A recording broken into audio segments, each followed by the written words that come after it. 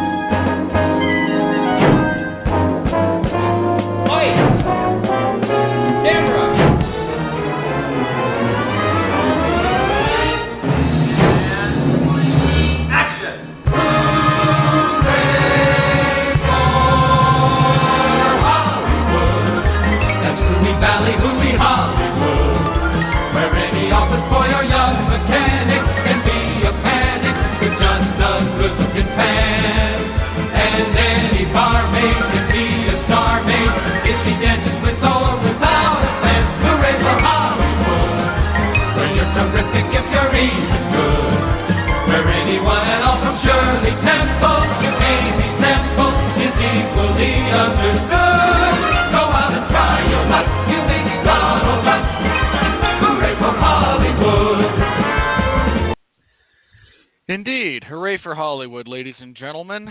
I'm Robert Winfree here today on Damn You Hollywood, and Mark and I will be reviewing Spider-Man Homecoming. I apologize in advance for my contributions to this particular show. I am double booked at the moment, so I'm actively doing something else. I'm going to do my best for you guys. But if I'm not on my usual game, that's why. I don't think this will be a regular thing. Again, last minute kind of double booking, so we're just gonna see how this goes. So my apologies again in advance, but Mark's here to carry me for once, instead of the other way around. How you doing, Mark? Lost move, and we ain't got nothing to prove. Lost move, and we ain't got nothing to prove. Come on now, join me in singing the Foo Schnickens. Lost move, and we ain't got nothing to prove. I have Lost absolutely move. no frame of reference for what you just said. It's Lush Move from the Foo Schnickens. They can rap backwards. Did you know that? The Foo Schnickens were very famous, relatively famous in a very regional way for rapping backwards. Isn't that impressive? Can't you just wait for us to do a special Metal Hammer of Doom, Mark's Rap Metal playlist, and be our special guest? And you get to hear all the greats, like the Foo Schnickens, Lost Move, and we ain't got nothing to prove, Lost Move. Eh? I think we can all now very reliably imagine the date of my death. I am going to cull a list of the 10 great rap metal songs for you to listen to prove that there is some rap out there that you can moderately tolerate. You have presented an interesting hypothesis. We will find out during the experiment. Yes, that's what this is. It's absolutely a scientific experiment. It's a scientific method in real time, ladies and gentlemen. That's right. Should be duplicated somewhere across the world. Find a guy who detests rap music and everything about it and force him to listen to it. See what happens. We need more of this sort of thing. Third try at this. I do have bad news for you, though. So the good news was that I was dedicating an entire Metal Hammer of Doom to torturing. I mean, to exposing you to rap that I think you should listen to, because you said you didn't know who House of Pain was, and now I won't get off this. Welcome to Jesse Starcher's fucking life, by the way. This is what he offhandedly mentioned something, and I go, no, this will not stand, and then I obsess over it and force things on him. So you're the new goat. But the bad news of the scape variety, ladies and gentlemen. This is not the acronym for greatest of all time. This is the scapegoat. Oh, not even close. Not even close. Now, we'll talk about this more when we get to the money, but Transformers: The Last Night, while it's not tearing up the charts like the previous movies have, it's still the ninth movie worldwide in terms of box office receipts. It is literally just behind Boss Baby. Well, considering Boss those Baby, both suck and neither should be that high, I don't think this bodes well for our society. It's Boss Baby at number 8 at $496 million. Transformers: The Last Night at also $496 million. And Despicable Me at $449 million. And then The Mummy at $385 million. That's number 11. So I just wanted you to know that despite the fact that the Transformers was pretty much universally panned and isn't nearly as financially successful as the previous movies, it's still number 9th in the world. And I wanted you to know that. Okay. I just also do need to note that we're not entirely sure it's made financial profitability at this point. Yeah, I'd have to go back and look again. But it had a $260 million budget. Yeah, not even close then. But it's still number 9th in the world. That's how we're doing this year. Terrible year, come back Mark. to that later on. We'll terrible. Come back. You know what's bombing? Terrible year. Fuck. You know what's bombing? What might turn out to be the worst in terms of box office receipts? The worst Pixar movie of all time? Fucking Cars. Cars 3, as a matter of fact. It's currently sitting at $194 million. Behind Smurfs, The Lost Village. Sony's Smurfs, The Lost Village, has made more money so far than Cars 3 by Pixar. Can you even handle this? I can live with it. Cars is a terrible franchise. Much as I thought the third one didn't suck, there's not a lot of goodwill built up there. Well, and the Smurfs, as I said, the Smurfs are terrible, but people are stupid. I have come to accept this. My family enjoyed it. Lush move. Alrighty. We ain't got nothing to prove. Lush move. Want me to sing a different rap song to you? No, I really don't. All right. So again, my apologies about my quality this evening, given that I'm actively covering Dana White's Tuesday Night Contender series. Again, right. I do not think I will be doing this next week. Robert Winfree should have started Rape, Rapids Against Phony Entertainers. That's a line from a Third Base song. Up goes the weasel. Alrighty.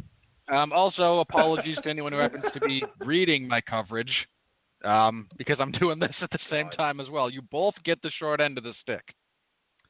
Oh, my God. Move on with the review already. All right, moving on. Moving on to Spider-Man Homecoming. Nobody cares about Dana White and stupid UFC. That's fundamentally untrue, but if you meant this show specifically, you're probably more accurate. Sure. No, there's a lot of people who care about the UFC. A lot of them now losing their jobs my God. because... All right. Anyway, moving on to Spider-Man Homecoming. One of the most anticipated movies of the year is a general rule here. Spider-Man finally being done by Marvel, not Sony, because Sony sucks. Sony kind of sucks. Yep. I have zero faith in their Venom standalone movie, despite Tom Hardy being in it, because Sony has demonstrated zero aptitude. So, Mark, because I have an excuse to do this now, what were you expecting going into this? What was your... I mean, you and I were both reasonably excited about this. What did you expect? Well, in Marvel we trust. Marvel seldom puts out a bad product. I mean, their worst movies are still better than most in terms of, widespread appeal, action-oriented movies. I mean, they're not making art house films here, but they have a good track record of making big movies that appeal to mass audiences. And why would Spider-Man be any different? after Tom Holland's portrayal of Spider-Man in Captain America Civil War last year, I expected good things. The more I saw of the footage from the movie, in terms of trailers, it was very clear what they were going for. And I'll say this right off the bat, because I'm probably going to have to repeat it later, especially when we get to the Rotten Tomato reviews, that, Spider-Man is not Iron Man or Captain America or Thor.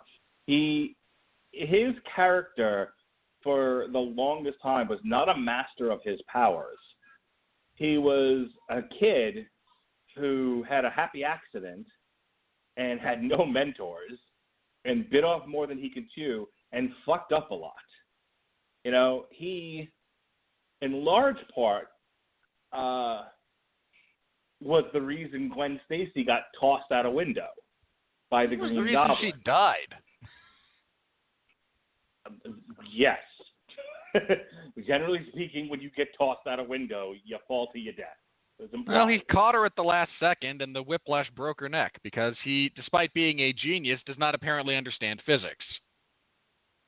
I'm not talking about the movie. I'm talking about the comic book. I know, that's what happened So to in her. did it? Okay, I thought she just went splat. But in any case, for years, it took a long time for Spider-Man to mature and really get a handle on his powers and not be a menace to society. And the other element that they brought to this, which I really liked, was that this Spider-Man is now living in a world where he is a child who got to be an Avenger for the day. And what's that effect on someone? If for one day you could be part of this team of gods, and then you're told go back to your life, your humdrum life, how would you react? And I was excited about how they were going to handle that. And in large part, it paid off. In large part, they did not disappoint. That's the crux of this movie, is what does Peter do now that he has to go back to the to the ground when he was living among the gods for just a brief moment. He got to touch the sun for a few seconds, and now he has to go back to Earth. How is he going to live with himself? How is he going to live with other people? And I loved that aspect of the movie. So just judging from what I saw in the trailers, things like jumping on the bed going, Mr. Stark treats me like a child, but you are a child, that sort of thing. I'm going to address this up front, and maybe we'll get around to talking about it again, but I really don't want to. I just kind of want to bring it up now, get it out of the way, and sort of forget it. Spider-Man, the comic book, was written in the 60s for a largely white male audience. So the characters were largely white. Peter Parker was a white boy.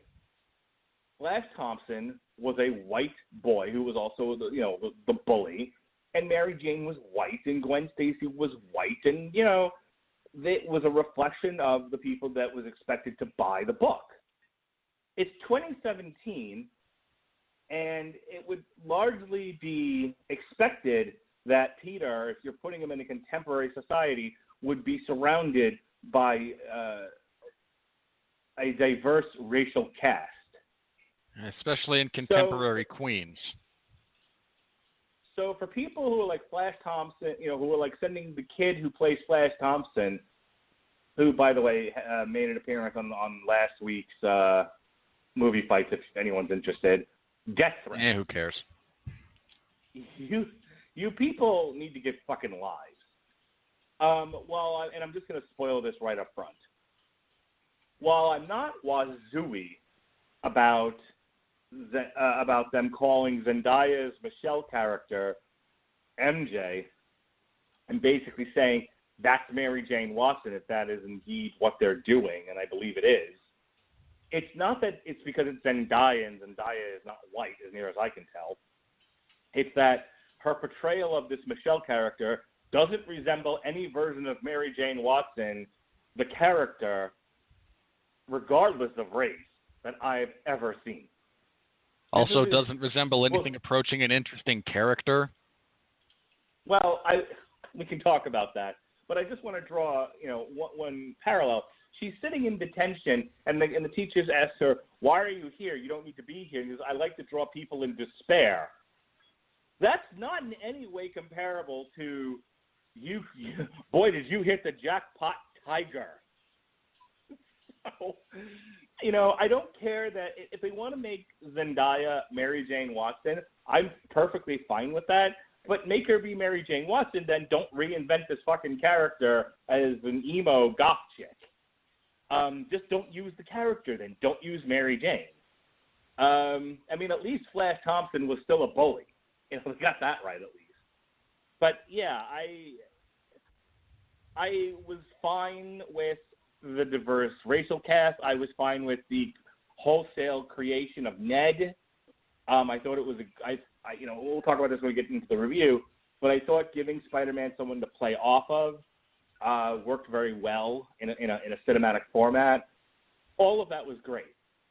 For the people who are very much caught up in the race aspect of the casting, walk into traffic. That's kind of what I wish Ned would have done, mind you, but I'll get to that. Okay. All right. Here's your warning for spoilers for anyone who hasn't seen the movie. I'm going into my plot synopsis as these two schmucks trade body kicks. All right. We open with... Hang on. Before you get into this, I just want to invite people to bet on how many times Winfree stops giving a synopsis and runs into editorial on the movie. Okay? The over-under is 8 times. Take the over, guys. I'll tell you right now. Take the over. All right. We open in the immediate aftermath of the Battle of New York. We were introduced to Adrian Toomes, played by Michael Keaton, as they're doing some cleanup. This is rapidly halted by various government agencies who don't want the average Joe to be exposed to alien technology, lest chaos descend upon us. It's stopped by damage control. I have no frame of reference for what that might be beyond what they call themselves, so my apologies if that's a reference. It is. Damage Control is a 4-issue limited series about the government-sponsored construction crew that specifically cleans up after superhero messes. It was very funny. I will take your word for it. Damage Control. Go on. Anyway, Mr. Toomes objects to this because he put a lot of money and invested quite heavily into being able to get this contract with the city and clean up, and then,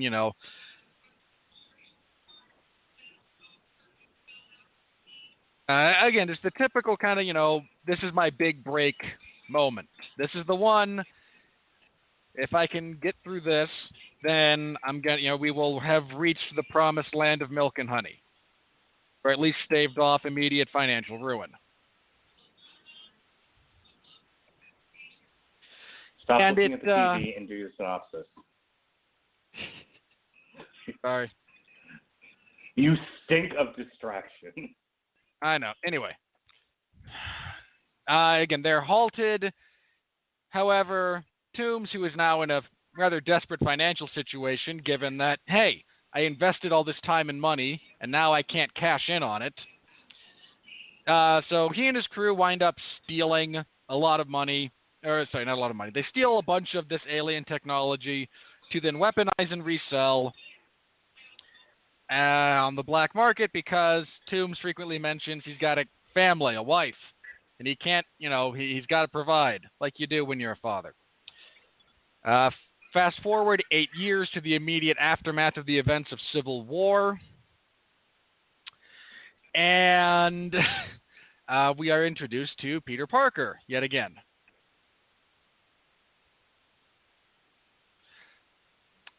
And we get a little home video that he made. During part of the actual battle, we get to see Ant-Man again. And he is dropped back off. This is all very brief. He is then dropped back off at his home. We get one of the famous scenes from the previews with him and Tony Stark talking. And he wants to be an Avenger. He tries to set up for his next mission. And it just doesn't come. He's passing up school opportunities. He's dropping out of extracurricular activities. And he just wants to be an Avenger really, really badly. But it's not happening. It's not happening. It's not happening. He's being the friendly neighborhood Spider-Man. He's helping lost Dominican ladies. He's stopping people from breaking into their own cars. It's just about a 50-50 split between him actually doing good and kind of tripping over his own feet while going through the process of wanting to be an Avenger. Then near the end, he gets to do some actual crime stopping as there's people robbing ATMs with technology that they with weapons that they purchased from Tombs. They get away, but this is finally kind of his big break. He tries to talk with Tony Stark about this, and Tony just kind of blows him off. Not completely blows him off, but just doesn't necessarily pay as much attention as Peter thinks he should get.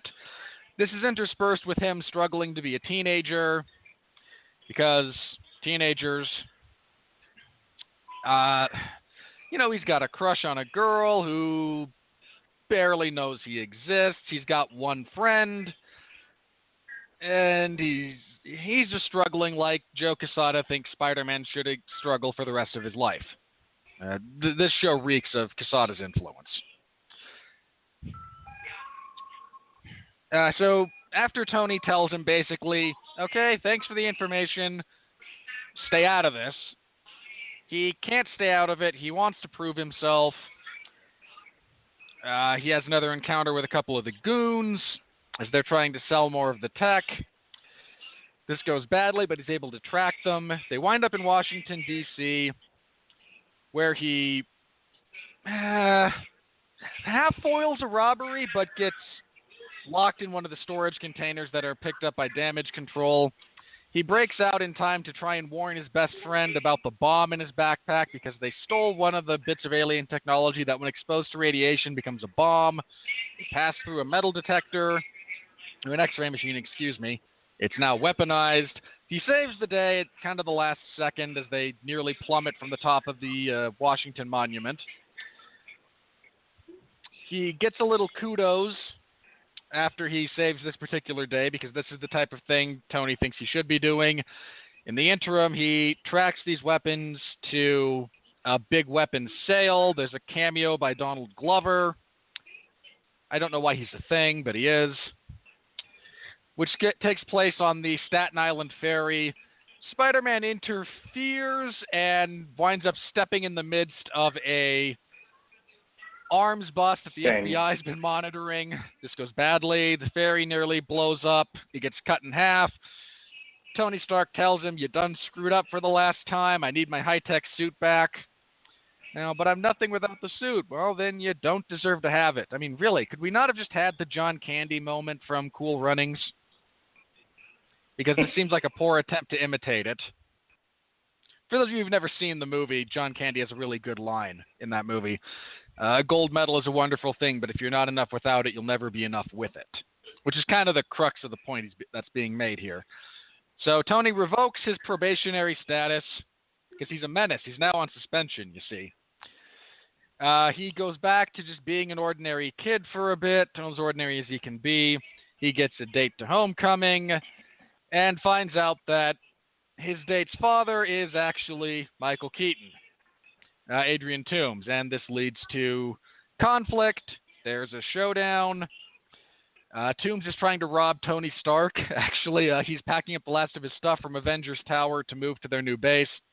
His plan is to reroute the plane so that they can just steal it all, which is a great plan because there's no pilots. You see, it's all done by computers.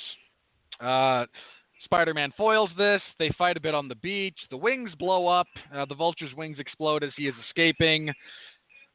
Spider-Man demonstrates true heroism by saving his enemy. Leaves everything there wrapped up for the proper authorities. Goes back to school. He gets his suit back from Tony. And I'm skipping a lot of stuff here because some of it needs to be addressed individually. There's elements of just fleshing out Peter's world that we're going to go into.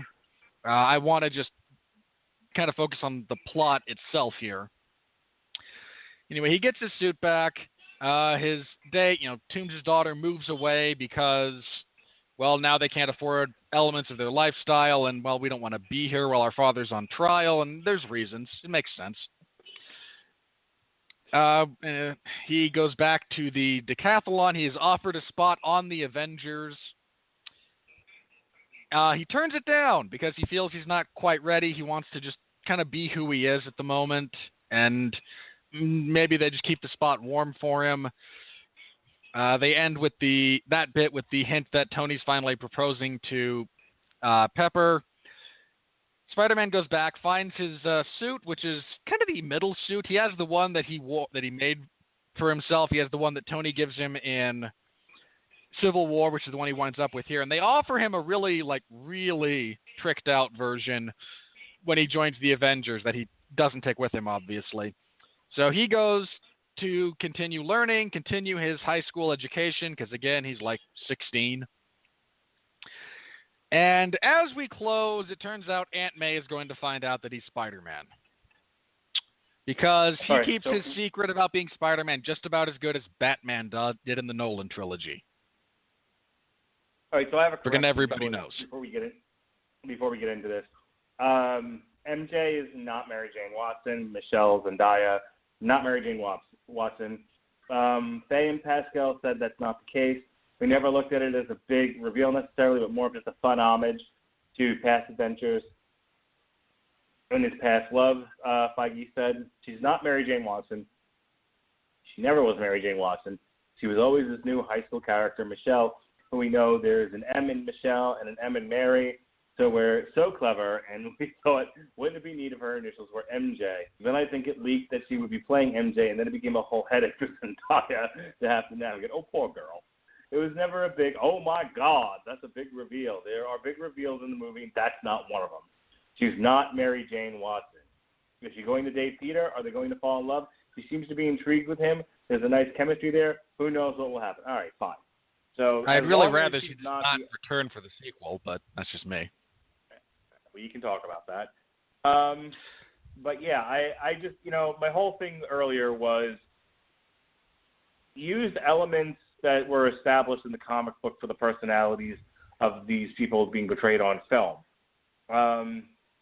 Their race, unless it's Black Panther, which, Black Panther played by a white person probably doesn't work nearly as well, or Hispanic or a Chinese Chinaman. I fine. But for like Mary Jane Watson, she can be any race, but she still has to have those character elements. Those are the things that you can't change that much of. Not as harshly as they would have had she been this Michelle character. So glad to see they're not going in that direction. All right, good synopsis. Though I will say it isn't so much that Tony is ignoring him. It was that Pappy kept blowing him off. Most of the movie is a communication between Peter and Happy going, I have no time for you, child. I have this other thing I'm doing, and you are a pain in the ass. And then there's a line later on, right after the whole ferry fiasco, where Tony says to him, I was taking you seriously, and I was listening. That's why the FBI was there until you got in and fucked up the whole operation, which leads to him losing the suit temporarily. So, just wanted to add that little tidbit in there.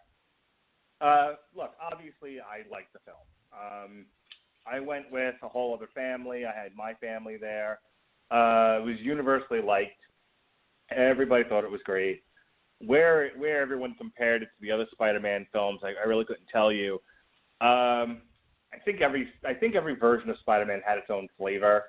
You know, the Sam Raimi films were kind of their own thing, and the Amazing Spider-Man movies were kind of somebody referred to the Andrew Garfield portrayal of Spider-Man as the Poochie version of Spider-Man. Yes. And as much as yes. And as much as I've defended the Amazing Spider-Man movies, I can't argue against that. That's about right. He is definitely an amalgamation of whatever was popular in that moment. You know, he was definitely a Spider-Man that is drawn up by a boardroom. So what are you going to do? You know, but this one not see the movie and not recast him. Fail so miserably, we give elements of the rights back to Marvel so we can start making money off of this property we paid through the nose for. So this one was probably most reflective of the spirit of the comic books, especially the 60s and 70s iterations of Spider-Man. Now they do him up as a grown-up, and, you know, he's got a kid in one iteration of Spider-Man. So, you know, and he's gone through the mill. So it's like, I wouldn't say it's reflective of modern-day Spider-Man. I would say it's reflective of 60s and 70s era Spider-Man, just reset in a modern environment. I really enjoyed it. I thought, you know, there was an audible gasp when the reveal of the Vulture as what's-her-face's father, which I thought was great. You know, Liz. My wife kept talking about that. She was like, you know a movie's good when the entire theater gasps at the same moment. So I found that to be pretty funny. You know, I loved the aspect of, you know, I'm going to readdress something I said earlier. You know, what you got with the Sam Raimi films was it was a story about a girl. You know, it was being Spider-Man and wanting Mary Jane, you know, but feeling this sense of responsibility and all of that. And it just, those are the major themes of those movies. Whereas this one is you have what every boy wants for the most part. You know, he wanted to be a superhero. And then he became one. And not only did he become one, but he got to be in a huge fight in Berlin with Spider-Man, Captain America and Iron Man and all of these gods. Again, he got to touch the sun for just a moment. And, you know, it's as powerful as any drug to be that up close and personal with such strong entities. And then just as quickly he's told, okay, go back to being a regular boy. Only the first one's free. Right. You know, it'd be like if Pinocchio gets granted, you know, you get to be a boy, but only for a day, then you have to go back to being a puppet. You know, that would suck. And his arc of dealing with that and then coming to grips with it and saying, you know what, after everything that I've been through, I really do need time to figure this all out. And there has to be more to life than being Spider-Man. I thought that was superb. What a well-told story. I have to give credit where credit is due, and I know I'm going to get cut off by Winfree, so I'm just going to say it really quick and then shut up. Well, he jumps right in and agrees with me. Top 3, top 4, top 5 villains in the Marvel Cinematic Universe in Michael Keaton's Vulture. Virtually perfect. He had a great portrayal of the character, great motivations, great overall plan. You know, finally, we're not talking about a villain who is dead set on destroying the world with a big blue laser or anything like that. He's just a guy who got screwed over by the bigwigs, and he's trying to take care of his family, and he's, disenchanted, and, so he's stealing alien technology and making guns and selling guns. That's it. That's his story. and he isn't even dealing with Spider-Man until Spider-Man starts to become a nuisance in his operation. I thought that was fantastic. One of the best Marvel villains in the entire Marvel Cinematic Universe. Go on. I know you want to say something, Mr. Everyone Loves a Bad Guy. I agree completely, and we have a crappy heavyweight fight that got out of the first round. God hates me. No, I mean, first of all, Michael Keaton can make just about anything work. All right? Michael Keaton's a phenomenal actor. Here we have a character who doesn't start out evil. He starts out as you just get the sense in that opening sequence when he's, kind of helping with that cleanup. This is a very blue-collar guy, not in the sense that this is clearly his crew. He's in charge, but he's there. He's helping. He's intelligent. This is a guy who just shows up to work and works. And then the government craps all over him. Yeah. You hear him say... Which is a perfect metaphor for the Obama years. Sorry, don't mean to overly politicize this. No, I like that he was also anti-conflict. He steals things and resells them. He's not into combat. He's not into conflict. He's not into holding things hostage. He wants to do this low key, right. Stay under the radar, keep his family well provided for, and move on with life. This is just a job to him. Right. He's running guns. He's not robbing banks. And, even though we have a bank robbery scene, which, we'll talk about in a minute, he's not the one robbing the banks. That was the Shocker, who's basically just, a henchman with it. By the way, best line of the movie is, "You're running around calling yourself the Shocker. What is this, pro wrestling?" Yeah, that was I seriously great. Almost fell out of my seat. No, he's, like I said, he's running guns. And it's obviously it's not something he would have done had damage control not gotten involved. And he's not even, and it's he's not even tremendously, he is resentful, but it hasn't driven him to the point of idiocy. No, he's not trying to take down the government. He's not trying to kill anyone. He's a little bit bitter because I don't want to be doing this. This is not what I want to do with my life. This is not what I should be doing with my life. And you guys kind of pushed me to this, but he's not trying to kill Tony for screwing him. He's not trying to topple the government or, take out a division of labor. He's just getting by. He found a way to make money, and he's good at it, and that's what he's sticking with. Right. This isn't Marvel Revenge plot number 63.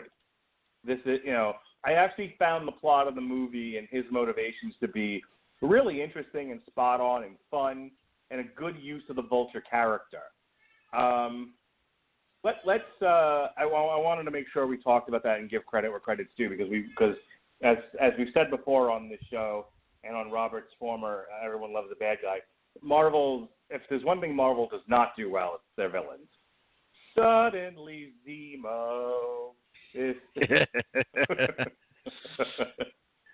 Yeah. I was talking to somebody about Spider-Man the other day, and I actually broke into Suddenly Zemo.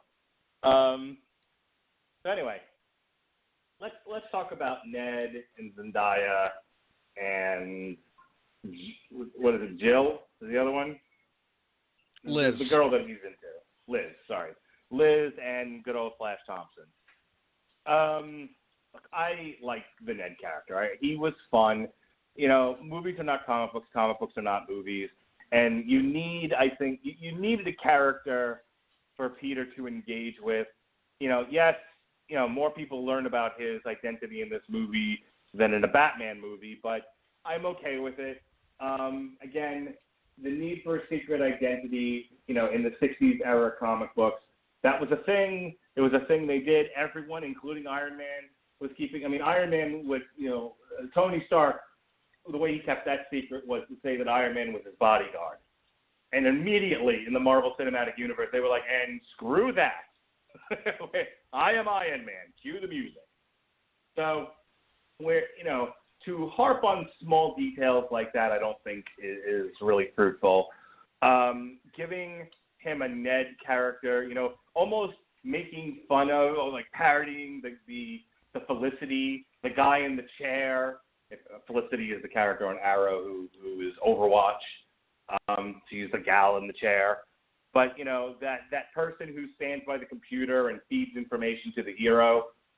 On Flash, it's the gang from Star Labs, you know, Cisco and all them. I thought that was great. I thought that was a trope that obviously is something you see in television, superhero shows, and in other movies. And they played with it, and they did something fun with it, and you know, and they gave it to this character so that I think it made Peter even much more relatable, because you have this character who is challenging him in a lot of ways. Now, obviously not physically, but, you know, I go back to the jumping on the bed sequence. You know, Mr. Stark treating me like a kid, but you are a kid. You know, he's that character that's reminding Peter, you know, I got to go stop the bad guys. We have a Spanish quiz. He's constantly reminding Peter that you have a life separate from Spider-Man, and you're flushing it down the toilet with this behavior. And you're doing a disservice to yourself and to Spider-Man by asking. Can I just say that that whole bit with him and wanting to do that, like, okay, well, something you have to know about me and why this bothers me. I have this bizarre fascination with American football culture. I do not care for the sport, but the culture around it is fascinating to me. There's a Netflix documentary called Last Chance U that goes into a bit about, you know, junior college and other collegiate athletes. And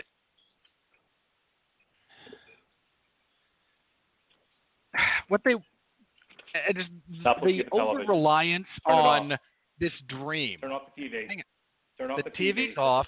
It's this over-reliance on the ideal golden scenario. I don't need to think about college. I'm going to be an Avenger. I wanted to throw something. Because, and Mark, you work in a different area, obviously, but I imagine that you've seen people. I mean, you're a social worker, so I imagine you have seen people in rough circumstances who are betting everything on the long shot of athletic excellence. I don't need life skills. I have this. I have absolutely met children who have had some pretty unrealistic expectations of a single-minded goal, or a single-minded like attitude towards something, where they say, I don't need to do X, Y, Z. This thing in my life is all that I need, and so I'm just going to focus on that. And it's like, no, that's dumb. You have to have a little, wider range of things you're into, things you're doing with yourself, or you're going to, make a mess of things. Yes, so I have run into that before. So just that attitude in general of, I don't need to do these series of things that make good common sense. I just need to do this one thing and hope it pays off. Like, well, that's dumb. It really is, and there's a lot of that from Peter for a significant portion of this movie, which is a fine story. I'm not knocking it. It's well executed. It fits the character. It fits the worldview, the world as we know it at the time. It bothers me because I know people like that, and I want to push them into traffic. I don't want to lose the point here. I thought the actor who played Ned did a good job of playing that character. I thought the character was useful. I don't know what your issues with him you don't seem to have a problem with the character. You seem to more have a problem with the actor for some odd reason, but I don't think he was acting badly. No, film. I didn't make my point clearly there. Allow me to rephrase. I have no problem with the actor. He does the role just fine. He's one of those characters that I look at and feel, you're almost, there are portions of this movie where it's like, you're too stupid to live. Okay. You overhear a conversation where, people tease Liz about maybe crushing on Spider-Man, and you blurt out for the entire gymnasium to hear, Peter knows Spider-Man. Okay, I see what you're saying now. Yeah, again, on balance, he's fine. It's just that for me, the moments when he does something stupid are so glaring and so obvious. Like, right. How do you exist in the world when these decisions are made? Yes, and he goes to a school full of geniuses. Yeah, I get it, but I think it's a lot of that's just, you got to remember, and I know you hate children, but you remember children are awkward and impulsive and nigh bipolar and will sometimes say and do stupid things despite themselves. Now there's a dance. What are you doing here in the computer lab? I'm... This is a Simpsons gag, mind you. This is like an actual Simpsons gag from the Mr. Plow episode. After Homer drives home from the bar and wrecks both the family's cars, the insurance adjuster comes out and says, "Okay, and you say you were coming home from Moe's. What kind of establishment is that?" And in Homer's head, we hear, "I can't tell them I'm coming home from a bar. They'll deny my claim." But what other kind of a store is open at 5:30 on a weekday? It's a pornography store. I was buying pornography. Okay, so Zendaya. It makes more sense in this instance because, look, I'm an overweight teenager in a school for geniuses, and I'm kind of a computer nerd. Yeah, I watch porn. But it was just one of those things that, I saw that and went, you're turning into Homer Simpson at an alarming rate, sir. Please stop. It was funny. It got a good laugh. Zendaya's character, Michelle. I don't know why. Do you mind if I tackle this first? Let me say this, and then you can have all the time you want. I don't want a lot of time. I don't know why she's in the movie. I don't know what point she's not the love interest. She's not the confidant. She's just there almost for sight gags. She has these one line, "Where are you going, Peter? Look, you're hiding something." No, I don't really care. I'm only here because I like to draw people in despair. Crisis. In Crisis. Did we need another socially awkward, nerdy teenager? She's not the bully.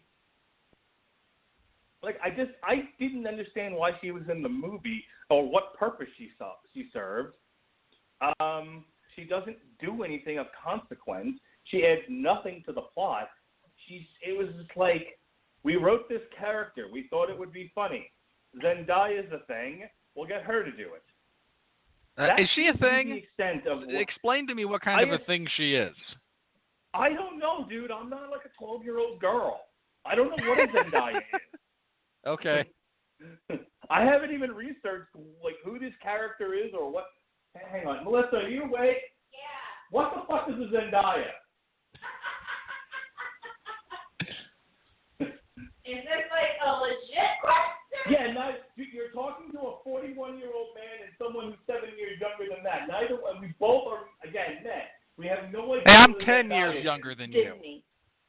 10 years, sorry. She's a Disney chick. Okay, so she's a Disney actress. Yeah. What shows has she been on? What is that show called? Why does she have one name like Madonna? I honestly can't answer that question. Okay. But she's a big child, Disney. Okay, she's like a Hannah Montana. Yeah.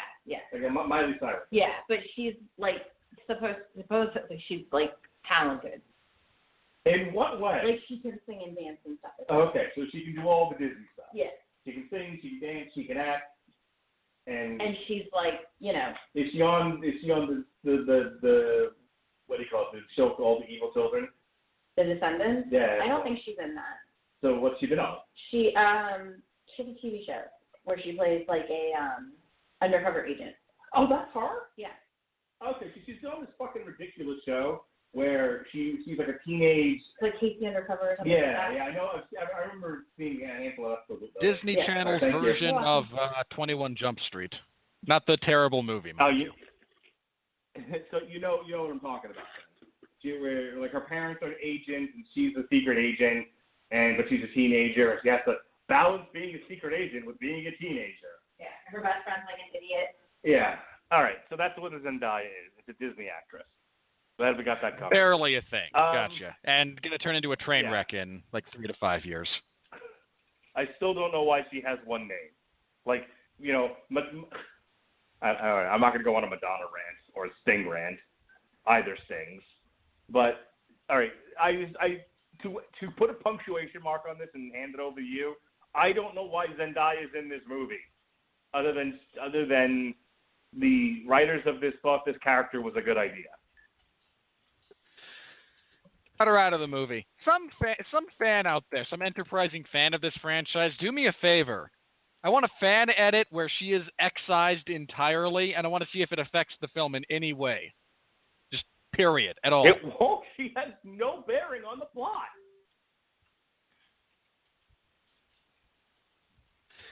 She's an utter waste of space. I mean, at least I got more as a viewer out of that weird teacher that coaches their academic decathlon. Mostly out of his line, I can't lose a student on a school field trip. Not again. Not again. That's funny. He at least had a point. Are you watching MMA again? Yes, there's a fight going. No, so again, that's why I just wanted to say no. Why is she here? Not her as an actress, but that character is useless. It is a waste of time. It was a waste of time writing. It was a waste of money to hire someone, and it was a waste of film or digital space to record it. I mean, she's fine as the character. I just don't think the character. Yeah, sure. Another edgy outsider who speaks in 1 to 2 sentences at a time and tries to make people uncomfortable. But she's just inconsequential to any part of the movie that matters. Anyway, the girl who plays Liz is fine. Again, to go back to Flash Thompson, the kid who plays Flash Thompson did a great job with the character as far as it was written. They wanted to make him a bully without making him a physical bully. I thought it was a good representation of how you can be a bully to somebody without necessarily being physical. I know that was one of the issues that Pat Mullen had with this version of Flash. Why wasn't he more of a physical presence? Why wasn't he a big jock? They went to a science school. They specifically said this in the movie when they were talking about, is Peter going to get expelled? Oh, you'll have to go to your district school. This was a school this was like a magnet school, basically, specifically set up for science-oriented students. What fucking football player was going to show up here, to bully Peter around? Which, again, is different than the way it was portrayed in the 60s in the comic book. In the comic book, he went to his district high school where there was a fucking football team. This school doesn't have one, clearly. So it would make more sense that there would be a rich Indian kid who thinks Peter is a worthless piece of shit and calls him Penis Parker. And throws his, weight around. And that even then, this kid doesn't always get over on Peter. When Peter decides he's going to do the decathlon just so he can be in D.C. and follow the truck to Maryland, he gets fucking put on the bench. They set up some good resentment between the two characters. There was clearly some underlying jealousy there that was manifesting itself as bullying, which I thought was nice if you bothered to look for it. I just thought the kid did a nice job and doesn't deserve death threats. And I thought this version of a bully in Peter's life made sense. Because I'll tell you what, if I go to school and a kid throws me a beating one day, I'll live through a beating. I can deal with a beating. To go to school every day and be called Penis Parker, and to have a kid just constantly writing me and getting others to make fun of me and and being just this target, that to me is worse. So I don't see the value in necessarily creating a physical bully where one isn't necessary. Besides the fact that you can't physically bully Spider-Man. You know what I mean? Like, at this point, you know, getting a kid who's going to, like they did in the Sam Raimi version where, you know, they had the one kid who tried to beat him up, and then the kid took a beating from Spider-Man, basically. You know, it doesn't work. It breaks the tension, whereas being a verbal bully to somebody who, you know, isn't quite as quick-witted, I thought worked out. I thought was better. So overall, I thought the last thing I want to say about this review is the one thing I was very anxious about was I thought they were going to overuse Iron Man. And I thought the conclusion of the movie was going to be Spider-Man and Iron Man taking on the Vulture. And that would have sucked, and I would have hated it. You know, I didn't want, you know, an Iron Man that moves the plot along and is a plot element is fine. An Iron Man who tag teams with Peter Parker to take on the villain, I think weakens the character. So I was glad that he showed up for just the ferry scene to fix Peter's egregious mistakes, and he almost killed all those people, and then not showing up again till the end of the movie was perfect. And might I say, again, a hero who saves somebody, even the villain, makes for a great superhero movie. Because it isn't just about punching things and creating, you know, and leveling cities. Zack Snyder. Look, the less said about Zack Snyder in this instance, the better. I agree with you a little bit about Flash Thompson. I agree that because they chose to set this version of Peter in a school for the gifted, you couldn't do the same, you know, physical Flash Thompson character. I'd rather they called him something else. Perfectly honest about. Hang on, because I think Flash Thompson specifically comes with a set of expectations. B is supposed to be used later in other forms that I don't think they can use this kid in. No, this kid's not going into space and becoming Venom. Which again, that's my big gripe. Like, you are now like monkeying with what you can do in the future. That said, his version of again a bully under those circumstances is fine. He's a rich, obnoxious douchebag who wears popped collared shirts. Like, this kid deserves to be punched in the face and couldn't actually handle life in a world where he could be punched in the face for being an obnoxious twaffle, right?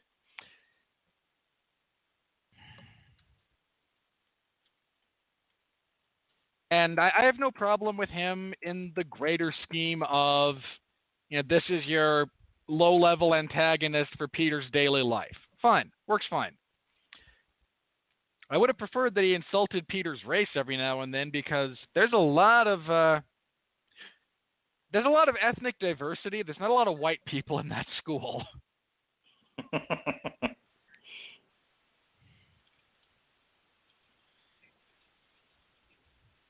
Stop looking at the TV. I have to type this out. All right. Well, all right. You type, No. So that's all I had for Flash. Highlight of the movie, easily Michael Keaton. I have a minor gripe about the action on the airplane. I found it very difficult to read visually. Yeah, there was a lot of same tones. That. Yeah.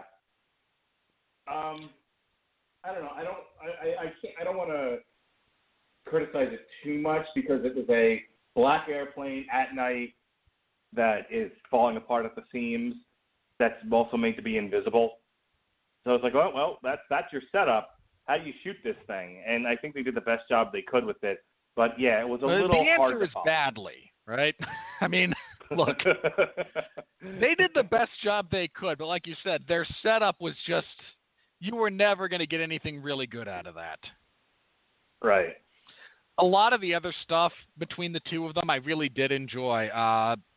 Their brief little discussion right before he takes off to get the ship in the warehouse, not the ship, the airplane, was good. I mean, the other times they interacted, it was relatively easy to read, but the decision making that went into that fight on the airplane, I have to seriously question. Yeah. I think it was a good idea on paper, and I don't think that anyone realized that shooting black on black on black on black on Spider-Man was such a great idea. But other than that, I really have I think that's my only quasi-legitimate complaint. Let me say this, the other thing I have to say here, and this goes back to Michael Keaton. And not just the acting, but in this instance, specifically the way the character was written. It's nice when you have a character that remains true to what they have said. Right? I mean, he doesn't kill Peter as soon as he realizes who he is, specifically because Spider-Man saved his daughter's life. And he says as much, like, you saved my daughter's life. That's why I didn't kill you. Which is fair, but stay out of my business from now on. Then, in the end, after Peter saves him from blowing up, when he's presented with the opportunity to exact vengeance while in prison, he doesn't take it. Because we've already established that he has the set of circumstances and morals that he lives by. And maybe he and Peter will square up in another way after he gets out, but for whatever reason, jumping into, having someone else orchestrate a hit from prison was not the way he wanted to go about that. And I really appreciate the fact that they wrote a character with a set of how I exist in the world. Again, everyone has morals and principles. And living with them and working with them and maintaining them is critical to proper character development and management. Here we had one who stuck to those even when it was, when a mustache twirly villain would have jumped all over. Oh, yeah, no. I know exactly who he is. Here's where he lives. Right. And here's what I'd like you to do. He wasn't driven to rage by being defeated. He was like, all right, you got me. But, you got me fair and square, and, I owe you at least a debt of, for saving my daughter. But it always was nice. At the very least, he might have been, we don't know if he was thinking, I will not ruin this kid's life, when he saved my daughter, even though he sent me to prison. That was, again, all's fair in love and war. Or if it was, I'm not giving you this kid's identity because I'm going to kill him myself. I guess we'll find out in Homecoming 2. Again, just kind of the sense I got there was, no, he saved my daughter and he saved me when he could have let me die. I just stopped you from being murdered violently in your sleep by street thugs. We're even. Next time we meet up, gloves come off again maybe. But, again, I just am so happy that you had a character with consistency. The guy he's talking to in the prison is the Scorpion, just FYI. Okay. I'll take your word for it. All right. In the interest of time, we have 25 minutes left on a 90-minute show. So unless you have some burning desire, yes, no? No, move on to the money. Here comes the money. Here we go. Money talk. Here comes the money. Money, money, money. Dollar, dollar. Well, Spider-Man was successful. On a $175 million budget, this thing's already made $268 million. Domestically, it's done $129 million. Over the weekend, I believe it did $117 million opening domestically and over $250 million worldwide. Yup, I would say this was successful. Just a little. Good job, Marvel. Can't really say good job, Sony. They just kind of sat back and watched. Venom next year ought to be interesting. But, yep, that's where we are right now. It was the number one movie of that weekend. No shit, Sherlock. Over the weekend, Despicable Me fell from 1 to 2, Baby Driver 2 to 3, Wonder Woman maintained 4 for a second week. Transformers, a little bit of a big drop there, 3 to 5. Cars 3, 5 to 6. The House, 6 to 7. The Big Sick went up somehow from 12 to 8. Shocky, 47 meters down, fell from 7 to 9. And The Beguiled fell from 8 to 10. Falling out of the top 10, Pirates, The Mummy, and Guardians was number 13 for a second week in a row. The worldwide, we got still number one with a bullet, Beauty and the Beast, then Fate of the Furious, and Guardians is staying around 800 million, currently at 858. Wonder Woman is number 4. It's still cranking away. I'll be curious to see if it breaks into 800 million. Pirates is, just chomping at Wonder Woman's tushy at 734 million. And rounding out our top 10, Logan, Kong, The Boss Baby, Transformers, as I said before, and Despicable Me. So I just want to, we have, two animated features are in the top 10 right now. 1, 2, 3, 3 comic book movies, 1 princess movie animated remake, and let's see how many sequels are in the top 10. 1, 2, 3, 4, 5, 6. That's the state of the world we live in, folks. That's it. Next week is Apes Together Strong. War for the Planet of the Apes. It's already certified fresh. It's a different audience than I think the Spider-Man audience, but I still think it's going to do well. I think there's a lot of hype for this movie. It's very well received. Obviously, the movies have done well up to this point, so I can't imagine this won't do well as people want to see the conclusion of this Planet of the Apes trilogy. I'm sure it'll be number 1. Spider-Man close behind with number 2, and then we'll go from there. That's kind of it with big releases this summer. That's the last of the franchise sequels. The following week you'll have a battle between Dunkirk, which we're reviewing, and Valerian and the City of a Thousand Planets. The week after that, you've got a kids movie and the Emoji Movie brought to you by the good folks at Sony. You fucking bastards. And you have another independent comic book adaptation starring Charlize Theron in Atomic Blonde.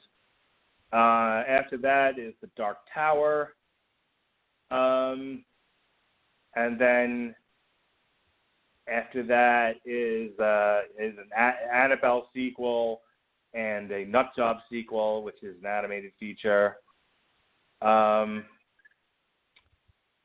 after that is The Hitman's Bodyguard, which is a comedy, and Logan Lucky. So, yeah, like I said, after Planet of the Apes, the summer's pretty much over. We'll do a few more reviews. Like I said, we'll do Dunkirk and we'll do Atomic Blonde and The Dark Tower. And after The Dark Tower, we are closing up shop for the summer, and we will. I think our next review after that is it. So, in the interest of time, I'm going to go ahead and ask you, good sir, are you ready? Dun, dun. Seriously, somebody put together a mashup of that DX intro into this, and we'll all be happy. Jesse, are you listening? God! No, God, please, no! No! No! No! No! Okay, this person should lose their job immediately. Like, their editor should see what they wrote here. Number one, question their intelligence, and then number two, send them home with a box of their belongings. Scott Menzel of We Live Entertainment. Spider-Man Homecoming is better than Spider-Man 3, but not by much. Oh, get out. Did you fucking see Spider-Man 3? No, he just Googled where they all ranked. He Googled where people ranked them.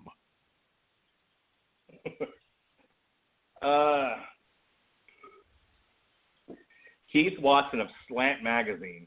By partially demonstrating what a newer, fresher superhero might look like, Homecoming underlines its own genre-defined limitation. I'm going to leave it to you to make sense of that statement. Well, first of all, it's inaccurate. All right, let's start with what you're trying to say here, buddy.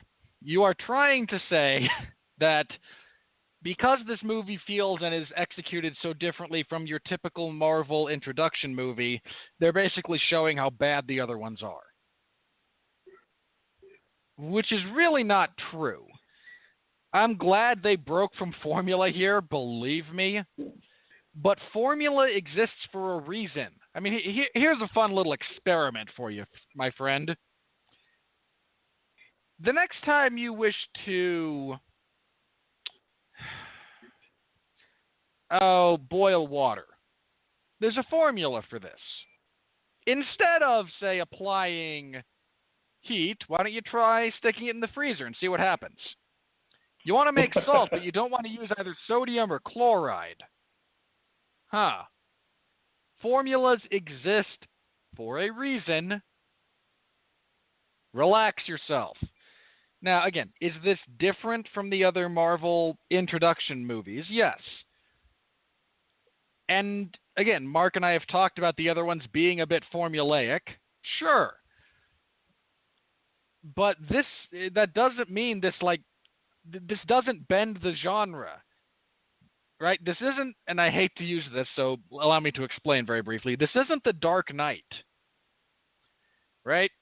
The Dark Knight took a comic book movie and did it in a completely different way, such that it actually warped what other people perceived.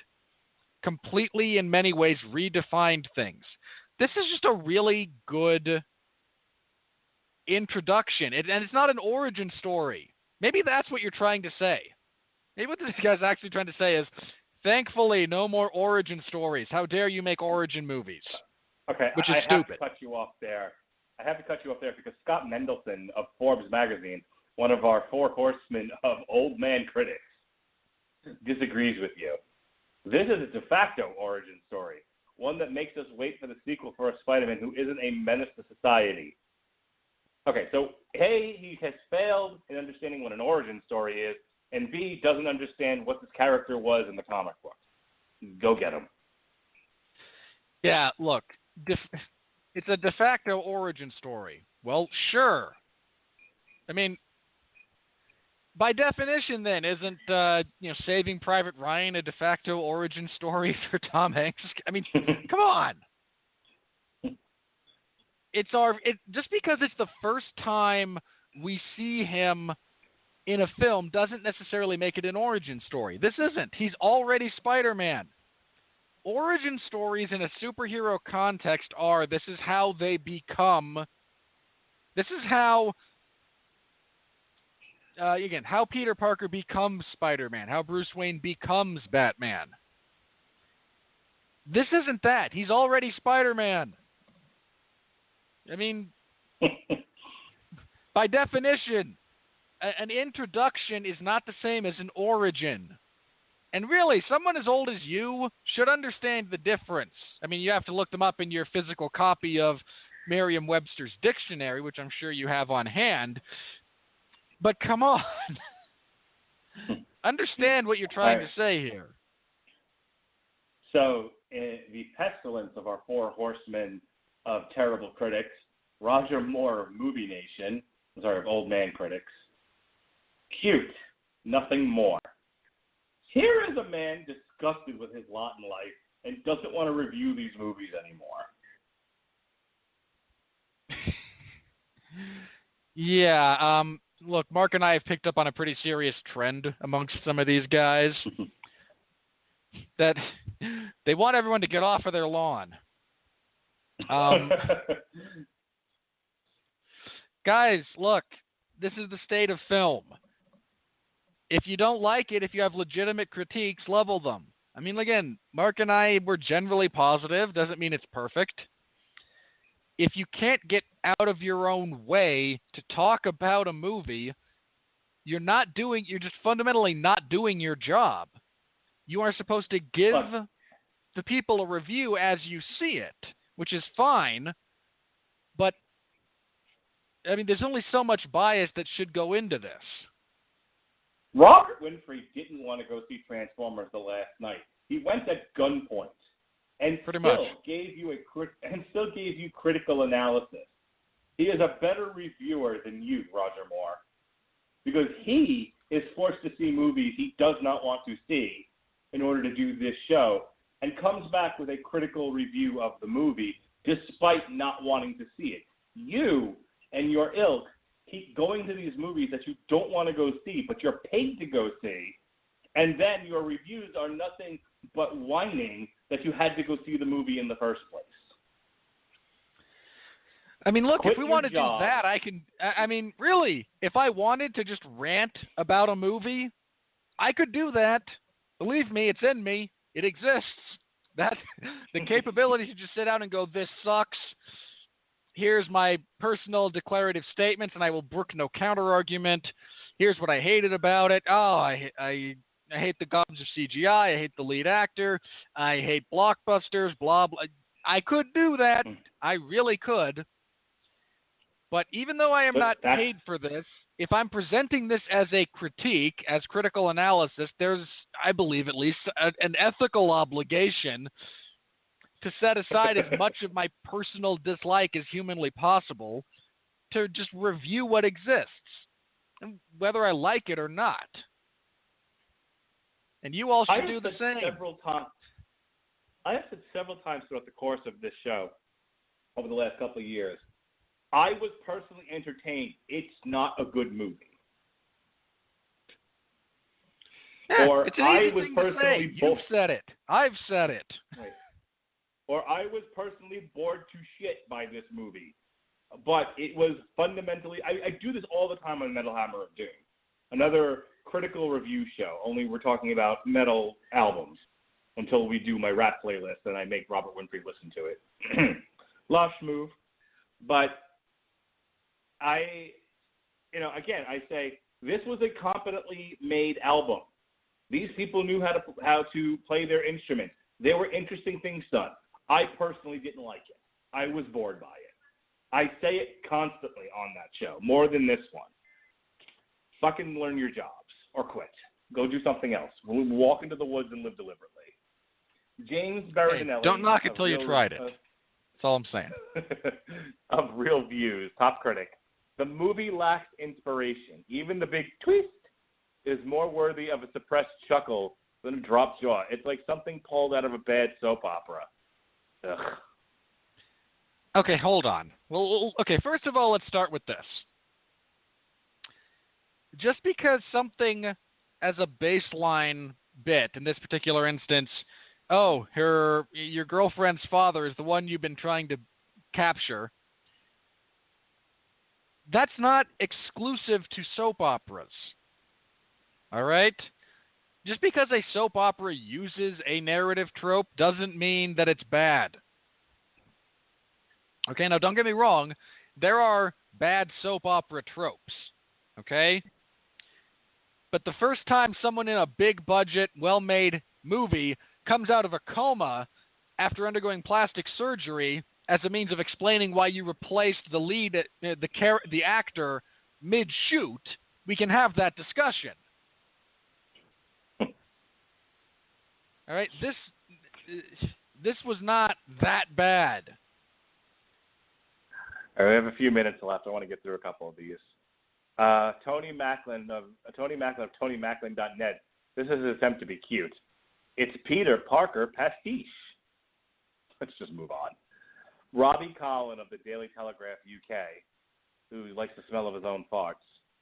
A little of the new Spider-Man went an exhilarating long way in Captain America Civil War last year, but a lot of them goes almost nowhere in this slackened, spiritless solo escapade. They fucking watched this. He didn't. No. This is another man who didn't want to see this film in the first place. I mean, look, I understand the basics of characters that sometimes work in sparing roles don't work in starring roles. Jack Sparrow, for example, right? That's not the case here. I mean, to say that this movie has, no spirit and no soul, I mean, did you fall asleep? I mean, were you just cranky? Had you not had your daily dose of fiber? Did you take the red pills with the blue ends instead of the blue pills with the red ends? I mean, what are we doing here, old man? Speaking of old men who didn't take their medication, Michael Smith of Tulsa World. I really like Holland's efforts to mix true blue friendly neighborhood Spider-Man heroism with a teen boy's natural immaturity and awkwardness, but he needs a better movie. No. I mean, really, it actually works quite well. I don't know what he means by a better movie. I got the biggest kick out of that scene, the scene when he first encounters the Vulture and gets dumped into the lake. When he's trying to catch up with them, and they're clearly doing a Ferris Bueller, and he's doing it worse than Ferris did, right?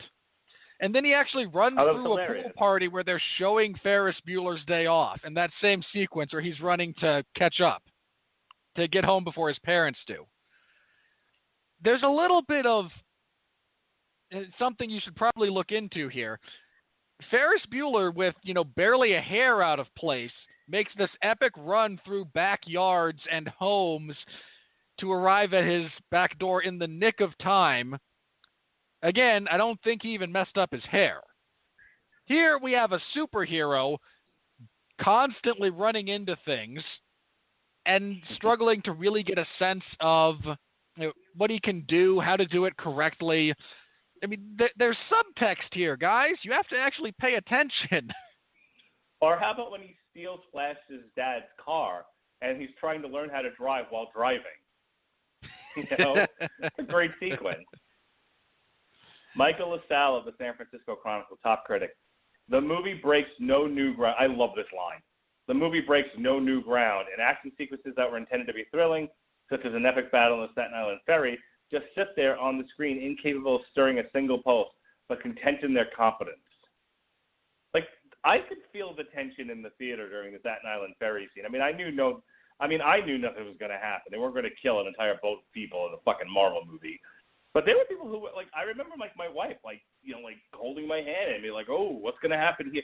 She thought that was the end of the movie, by the way.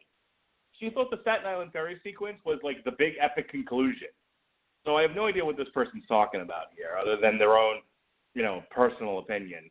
Again, lacking any ability to criticize the movie in an objective fashion. It's one of those things where, I will complain if we're talking about Marvel movies as a whole about their lack of body count, about their lack of actual real-world results or, consequences of actions taken. Because I think it's a fair point. That doesn't necessarily mean that an individual movie has to be viewed through that prism. And more importantly, can we stop with the this breaks no new ground crap as some form of legitimate gripe? I mean, A, there's only so many stories you can tell. We've been over this. B, there's only so many ways you can tell them. I mean, what would you prefer? In all honesty, I want a superhero that breaks new ground. Good luck. I mean, I don't think it exists. So I would have loved to have read all of these, but we've got about 5 minutes left, and there's a few that I have to read. Daniel M. Kimmel, New England Movies Weekly, needs to be kicked by a donkey. Aunt May seems to have discovered the fountain of youth. Rosemary Harris was 75, and Sally Field was 66. Marisa Tomei is 53. Aunt May will soon be younger than her nephew. Do you not understand how, specific... Okay, let me start with something here for you, because this is a man who clearly watches soap operas and is used to characters being replaced. And just... The Sam Raimi trilogy is its own thing. Whatever they were with Andrew Garfield are their own thing. This is its own thing. It's the same character and name, but it's a whole different world, and they've gone with a younger version of Aunt May. It's their choice. If you have a gripe with that decision, make a gripe with the decision. That can be fair. Saying I don't like that you have the same character played in completely different worlds that are not connected at all, showing it up as a different version of that character is just stupid. In what way is that even critical of, in any objective fashion? In what way is that critical of the movie? It isn't. We're not talking about Marisa Tomei's performance. It's just like, oh look, they keep casting younger women in this role. They also keep casting younger Peter. So he's 14, by the way, in this movie. Not 16. He's 14. 14 15. or 15. One of the two. He's 15. 15? Okay. I feel like Peter was older in, like he was a senior in the Sam Raimi trilogy.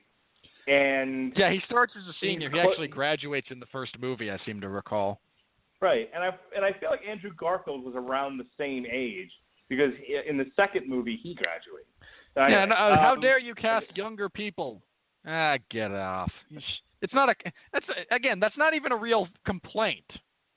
What are you doing? 53 is not, like an absurd age for his aunt to be. Get the fuck out of here. All right, I have two more to read. Fred Koppel of We Live Entertainment. A Spider-Man movie trapped in an Iron Man movie. You didn't watch this movie. Get the fuck out of here. No. Oh, no, Robert Downey Jr. shows up. Therefore, it's an Iron Man. Get out. You do not understand the basics of storytelling, of film craft, of narrative, of tying your own shoelaces. And the winner of the Are You Proud of That Line award for this series of criticisms, if they can be called that, the winner of the Are You Proud of That Line goes to Michael Stragow of Film Comment Magazine. The chorus of advanced raves has declared that Watts has hit the sweet spot. I'd call it sweet and sour. Did you even say anything? I mean, that's a lot of words to say nothing. And I'm pretty good at that myself, mind you. I mean, you certainly are, Reed. Watch yourself. Reed Richards is a terrible human being. We've been over this. All right. Oh, you think I'm a terrible human being? Fair enough. I gave you a compliment earlier. Shut the fuck up. I know, and I appreciate it. It does mean a lot, the fact that you and I go through this crap and work so hard to elevate what we do here based on the general level of critical analysis worldwide. It saddens me. And as for this guy, just no. And to the editor who thought that should be the hook, no. I can yell at the guy for writing that. I know you're proud of that line. To the editor, to the webmaster who said this will be the hook for the story. Are you proud of that decision? Like, of all the possible excerpts from that article, that's what you went with? Ugh. Yeah. All right. Next week, it's all apes all the time. We've got source material, Tarzan on the Planet of the Apes. By the way, if you were looking forward to our source material on Spider-Man this week, shit happened. Jesse lost his internet. I didn't even read the book. It just didn't happen. Sometimes sometimes you plan for things and shit happens, as I said, and we couldn't get it done. So no source material on Spider-Man, such is life. We'll get back on track next week with Tarzan on the Planet of the Apes. We'll be reviewing War for the Planet of the Apes. Metal Hammer of Doom will be reviewing The New Dying Fetus, Wrong Ones to Fuck With. And On Trial is back with Planet of the Apes, the Tim Burton version. It's awful. I'll save you guys time. Tomorrow night on the Metal Hammer of Doom, we'll be reviewing the new supergroup consisting of members of Biohazard, Sen Dog, Cypress Hill, members of Fear Factory. The band's called Power Flow. It's a rap metal project. I think it's fantastic. We'll review it tomorrow night on the Metal Hammer of Doom, the self-titled debut, Power Flow. And then Sean and I will be doing an on-trial for The Amazing Spider-Man 2, speaking of which. Poochie, The Amazing Poochie. The overstuffed sausage that lost Sony the ability to make a Spider-Man movie. But we're getting Venom next year, so that ought to be good. No, it won't be. As I said, the following week is all military all the time. We'll be doing Sergeant Rock Between the Hell and a Hard Place and source material. We'll be reviewing Dunkirk, and we'll welcome friend of the show, Andrew Graham. Despite oh, wait, if I've Cooper's, got someone else to lean on, I can actually probably do coverage in the show when we do Dunkirk. No, I have forbidden it. Oh, come on, it wasn't that bad, was it? Sometimes felt like I was talking to a wall tonight. Metal Hammer of Doom, despite Robert Cooper's protestations, we'll be reviewing In This Moment Ritual. And then Andrew Graham and his wife will join me for a TV party. We're going to be doing the show Five Came Back. So that's what we got going on. Why don't you go ahead and rip through your plugs, then we'll get out of here for the night. All right, well, for the first half of the show or so, I was covering Dana White's Tuesday Night Contender series. If that happens to run over days we have episodes, I might have to talk with Larry about finding someone else to do that. I'm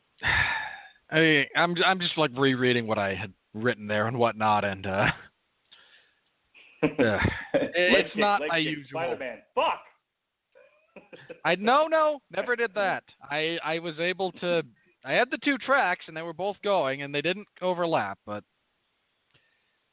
I don't know. We'll see. We'll see going forward. This may or may not become a thing. So. And Joe Schmo link kick Spider-Man. God damn it.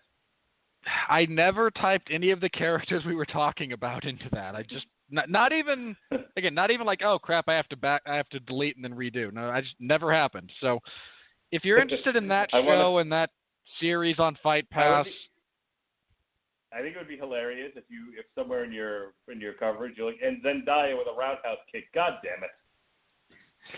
No, never happened. That would probably be more interesting, just as a heads up. So you feel free to read that in the MMA Zone of 411 Mania.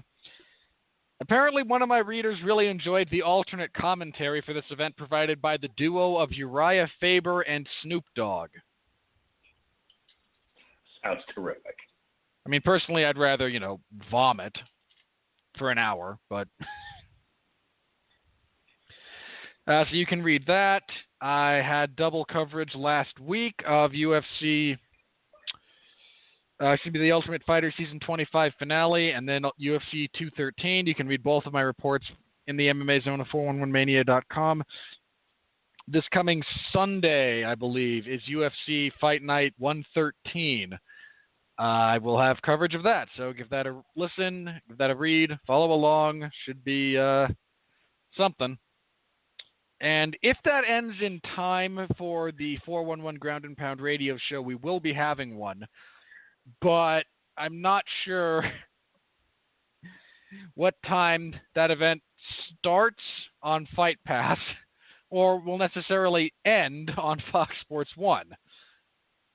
So that's up in the air at the moment. If it doesn't occur, we can't have that show. There's already a brief preview on this past Sunday's episode where Pat and I talked very briefly about UFC on Fox 25. So you can get brief preview thoughts on that.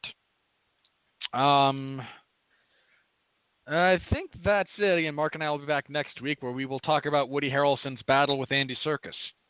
Should be. I am so excited for this movie.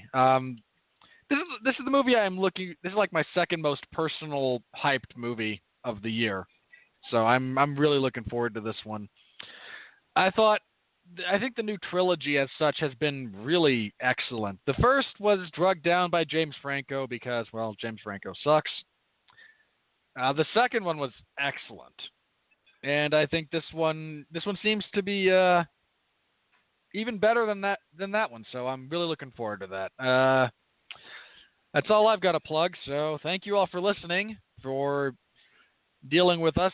Feel free to leave comments on the Facebook page. If you thought I sucked tonight, please let me know. I don't want to just take Mark's word for it.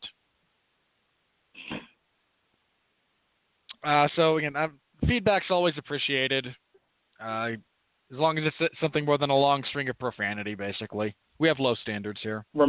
Remind them to send you also their favorite rap songs because you want to get into that type of music. Send Robert Winfree links to rap music. Do not send me links to rap music. You will be wasting your time. I will never click on them. Winfree MMA. He's looking for rap videos to watch. I hate Twitter. You're welcome. Hit the music. All right. Thanks again for listening, everybody. We'll be back next week. Until then, please continue to be well, be safe, and behave.